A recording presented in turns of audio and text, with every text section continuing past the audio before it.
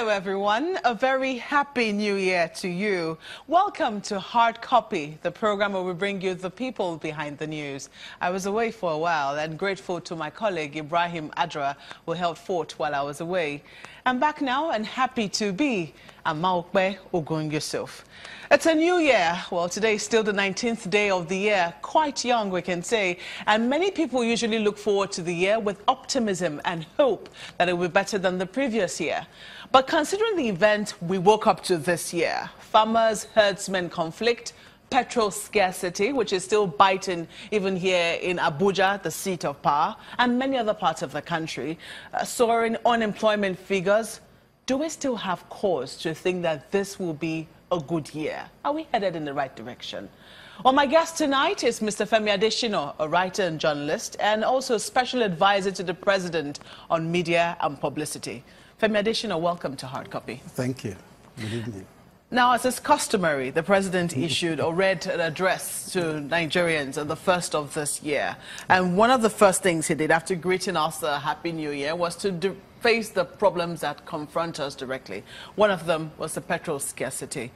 He said, well, it's been 18 days since the president read that speech, talking to Nigerians about the petrol scarcity. He said he was going to get to the root of this collective blackmail, that was what he called it, of all Nigerians, and ensure that whichever groups are behind this manipulated hardship will be prevented from doing so again. However, it's 2 weeks, more than 2 weeks since he read that speech.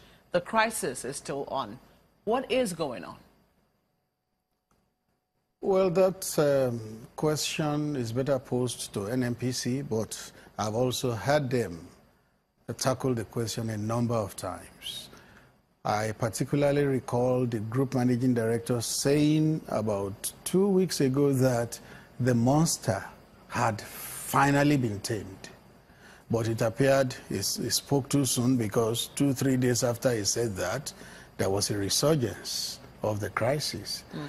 And he takes us back to what the president said in January 1, that it was a contrived crisis. It was a manipulated crisis. It was a combination of factors. Because early in December, I think precisely the first week, the Minister of State for Petroleum, Dr. Ebe Kachuku, briefed the Federal Executive Council meeting, and he said there was enough fuel in the country to last into January. We heard that yesterday. We heard that on a sister program this morning on Sunrise Elite PMC, saying that we have enough fuel. Yes, so still Nigerians are queuing. And I'm building up to something.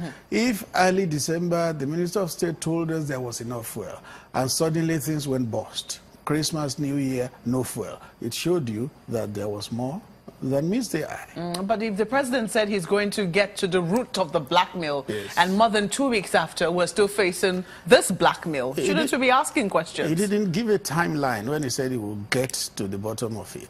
And when you want to crack something like that, you better do it properly. Don't rush to do it, and it's just peripheral. It's just on the surface. It's a combination of factors: blackmail, diversion of products, all sorts.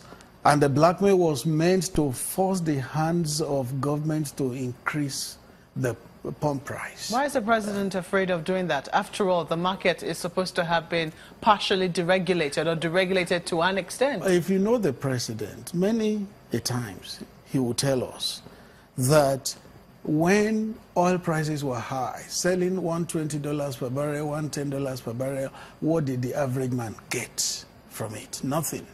He didn't benefit from it. So if oil prices crashed and petrol prices have to go up, why must the average man be the one that will bear the brunt? That's always the president's argument. But what is the average man currently getting? If he had to spend, by the president's own admission, lots of them had to spend the Christmas and New Year in filling stations. That was regrettable. And a lot of them could not travel. It was sad and regrettable, and the president apologized for it because it was unforeseen. The assurance we had was that it would not happen, but it did happen due to a combination of factors. But if you know the president, He would not want something like that to happen. He would not want to increase the pump price of petrol because the average man will suffer more. Well, the president went on to reel out a massive plan for infrastructure, from reviving national rails to launching the Abuja light rail, which a lot of people are looking forward to here in the Federal Capital Territory, and also talking about roads across different parts of the country. But not a lot of people are optimistic about this year's budget. First of all, it's not yet been passed. We're hoping that it will pass by December, but considering when it was submitted, it did not look likely. And now this is January. We don't know when it will be passed. But we also know that this is an election year, a year when not a lot gets done from what we've seen over previous years. How optimistic are you that the president will be able to achieve some of what he is listed in the speech on New Year's Day? If you know the president, the fact that it's a pre-election year will not affect him at all in terms of governance. He is somebody who keeps his eyes on the ball. He faces where he's going.